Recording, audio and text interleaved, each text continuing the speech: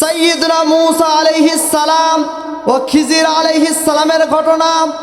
আমার ভাইয়েরা, পবিত্র কোরআনে সাইয়্যিদনা মূসা আলাইহিস সালাম ও খিজির আলাইহিস সালামের সাক্ষাতের ঘটনার বিবরণ রয়েছে।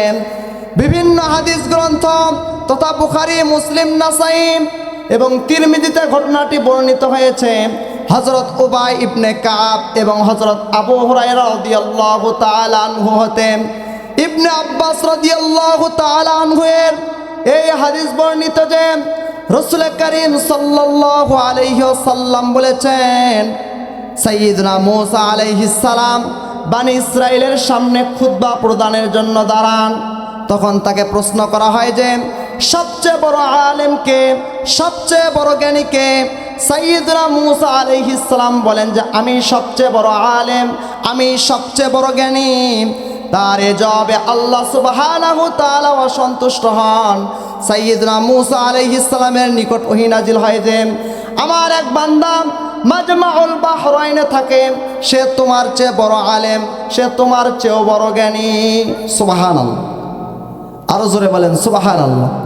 আমার ভাইয়েরা, আরেক বর্ণনায় পাওয়া যায় সাইয়্যিদনা মূসা আলাইহিস সালামের নিকট প্রশ্ন করা হয় যে আপনি কি জানেন সবচেয়ে বড় আলেম কে, সবচেয়ে বড় জ্ঞানী কে?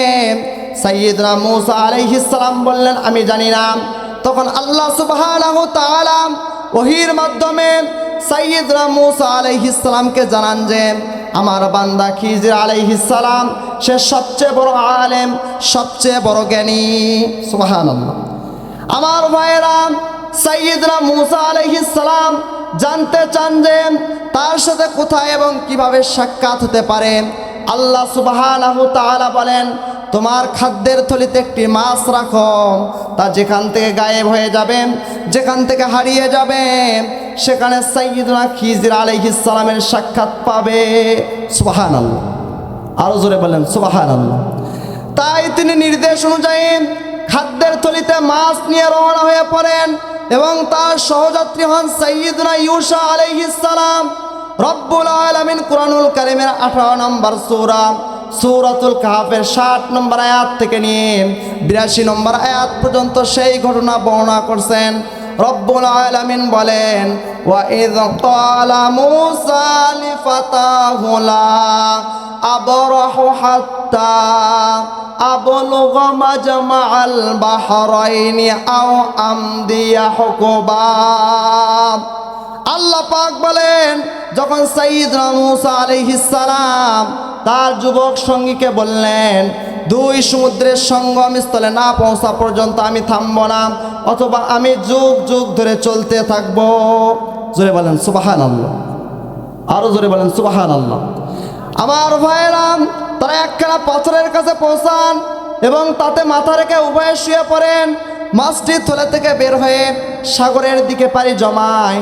দৃশ্যটি সাইয়্যিদনা ইউসা আলাইহিস সালাম প্রত্যক্ষ করেন, কিন্তু এই মাছটির বিস্ময়কর গতিবিধি সাইয়্যিদনা মূসা আলাইহিস সালামকে জানাতে ভুলে যান। কেননা যে সময় মাছটির সাগরের পথ ধরে চলছিল সে সময় সাইয়্যিদনা মূসা আলাইহিস সালাম ইবাদতে নিমগ্ন ছিলেন, ইবাদত করতেছিলেন। এবং এরপর সাইয়্যিদনা ইউসা আলাইহিস সালাম ঘটনাটি ভুলে যান। রব্বুল আলামিন কুরআনুল কারীমে এই ঘটনাটি এভাবে বর্ণনা করেন।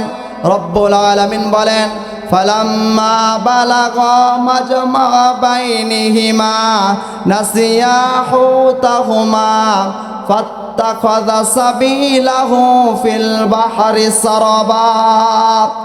আল্লাহ পাক বলেন অতঃপর যখন তারা দুই সমুদ্রের সঙ্গম স্থলে পৌঁছলেন তখন তারা নিজেদের মাছের কথা ভুলে গেলেন। অতঃপর মাছটি সমুদ্রের সুড়ঙ্গ পথ সৃষ্টি করে নেমে গেল। জোরে বলেন সুবহানাল্লাহ, আরো জোরে বলেন সুবহানাল্লাহ। আমার ভাইয়েরা, অতঃপর তারা দুজনই আবার সফর শুরু করেন।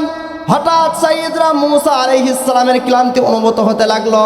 সাইয়্যিদনা মূসা আলাইহিস সালাম সঙ্গে সাইয়্যিদনা ইউসা আলাইহিস সালামকে বললেন আমাদের নাস্তা বের করো, এ সফরে আমার খুব কষ্ট হচ্ছে। তখন সাইয়্যিদনা ইউসা আলাইহিস সালাম বললেন বিস্ময়ের কথা যে আমি আপনাকে মাছের ঘটনাটি বলতে ভুলে গিয়েছিলাম, এবং মাছটি তো তখনই অদৃশ্য হয়ে যায়, হেরে যায় যখন আমরা পাথরের নিকট শুয়ে পড়েছিলাম।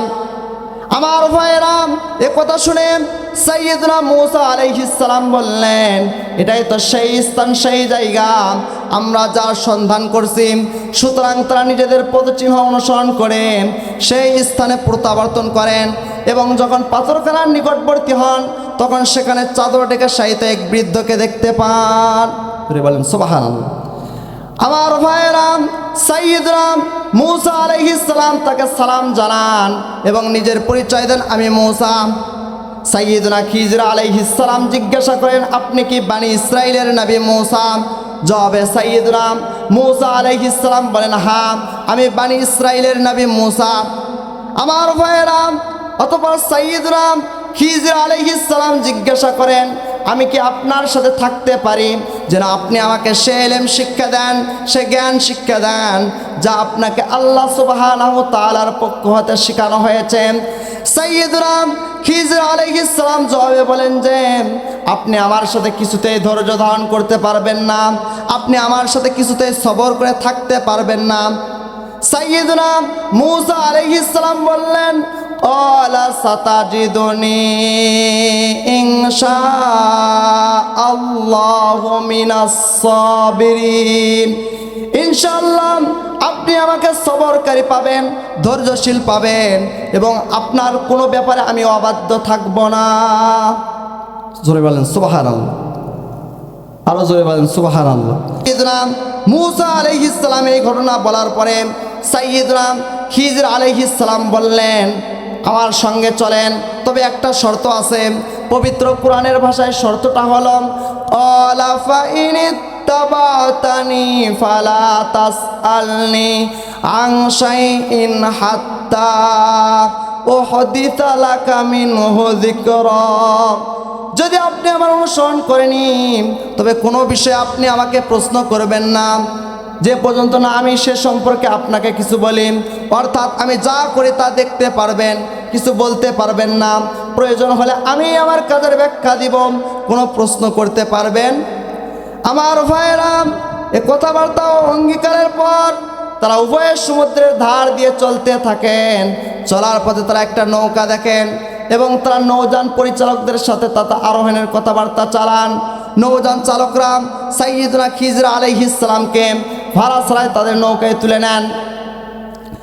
কিছুক্ষণ পর একটি চড়ুই পাখি নৌকার কিনারে এসে বসে পড়ে এবং পাখিটি পানি পান করার জন্য সমুদ্রের ঠোঁট দিয়ে চুমুক মারে। সাইয়্যিদুনা খিজির আলাইহিস সালাম বললেন, হে মূসা, পাখির দিকে তাকিয়ে দেখুন, পাখিটি তার ঠোঁটে যতটুকু পানি তুলেছে আল্লাহর ইলমের তুলনায়, আল্লাহর জ্ঞানের তুলনায় আমার আপনার ইলম হলো এর চেয়েও কম। সুবহানাল্লাহ। অর্থাৎ আল্লাহর ইলম হলো মহাসমুদ্রের মতন আর আমার আপনার ইলম হলো পাখির ঠোঁটে লেগে থাকা 1 বা 2 ফোঁটা পানির পরিমাণ। এ কথা বলে সাইয়্যিদুনা খিজির আলাইহিস সালাম নৌকাটির এক অংশ উপড়ে ফেলেন।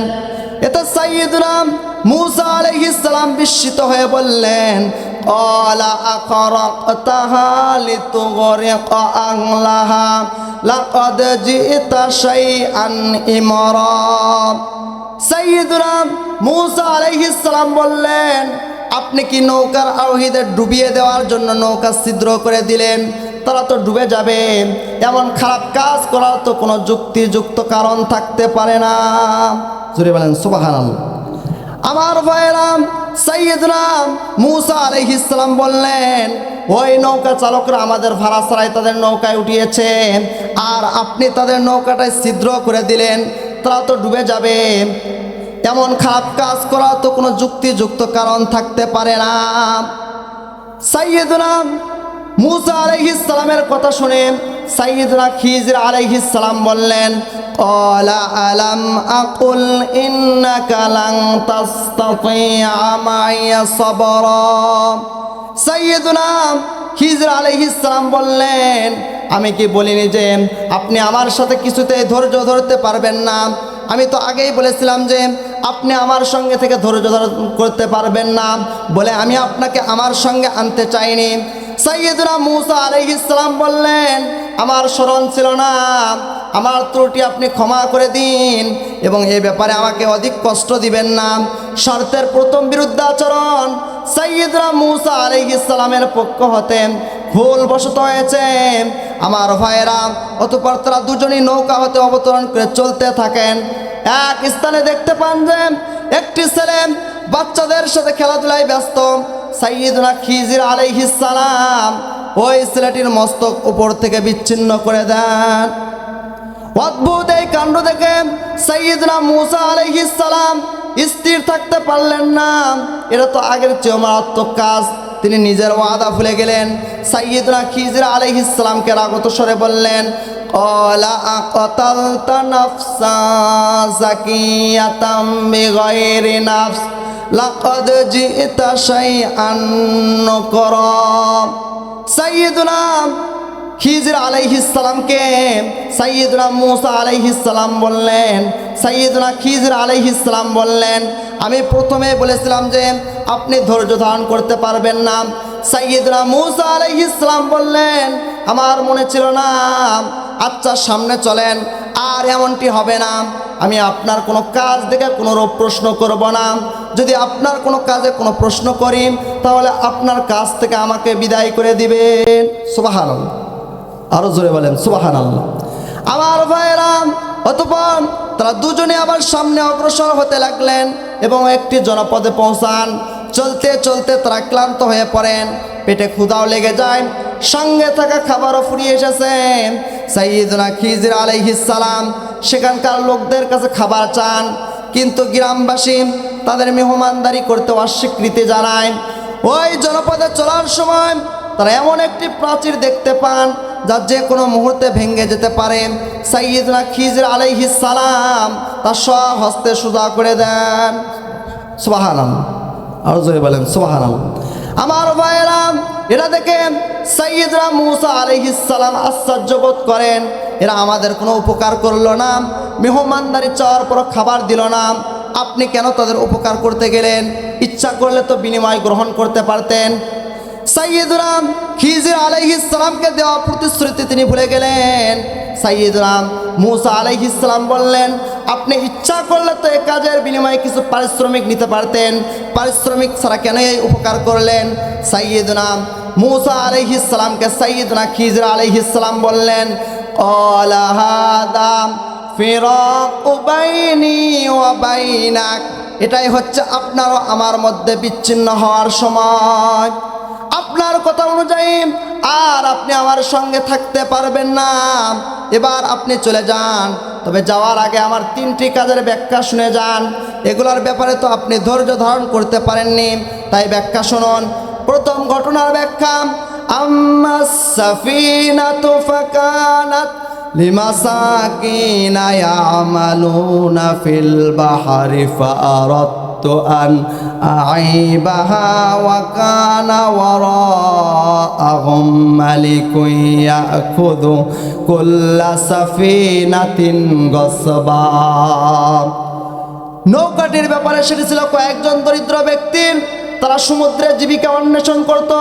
আমি ইচ্ছা করলাম যে নৌকাটিকে ত্রুটিযুক্ত করে দেই, ছিদ্র করে দেই। তাদের অপর দিকে ছিল এক জালেম বাদশাহ। সে বল প্রয়োগে প্রত্যেকটি নৌকা ছিনিয়ে নিত। জোরে বলেন নাউজুবিল্লাহ।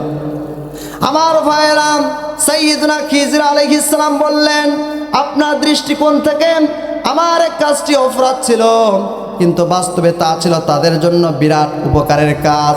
ভালো নৌকাগুলো জালেম বাদশার লোকেরা নিয়ে যেত। তাদের একটি মাত্র নৌকার উপার্জন দিয়ে সংসার চলে।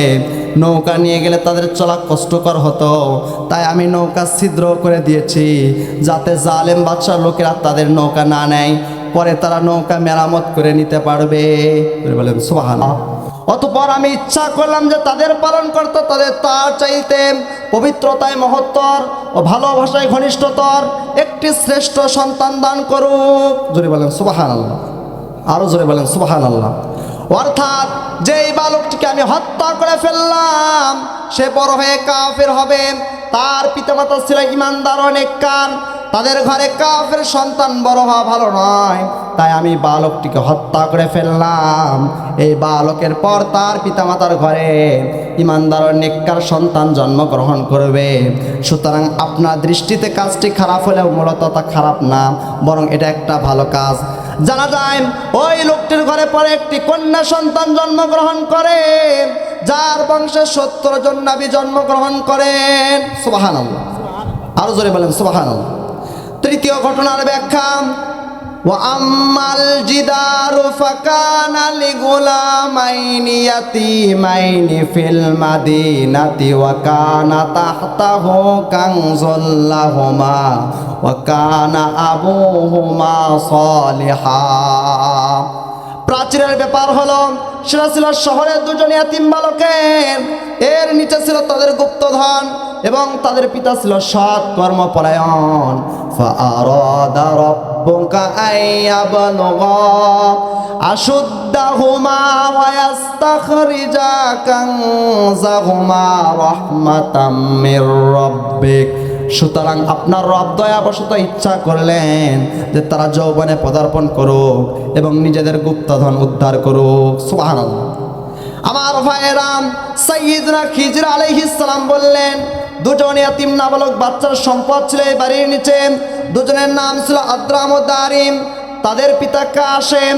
তাদের পিতা ছিল নেককার, পরহেজগার, ইমানদার। নেককার পিতা সন্তানদের জন্য ঘরের নিচে সম্পদ লুকিয়ে রেখে গেছে। সন্তানরা বড় হলে সেগুলো বের করে কাজে লাগাতে পারবে, উপকৃত হবে। কিন্তু বাড়িটি এখন ভেঙে পড়লে সব সম্পদ বেরিয়ে যাবে, নাবালক সন্তান সম্পদ হেফাজত করতে পারবে না। তাই আমি বাড়িটি সোজা করে দিয়েছি। একজন নেককার মৃত মানুষের ইয়াতীম সন্তানদের জন্য মহৎ কাজ করে দিয়েছি। এটা তো অন্যায় কিছু করিনি আমি।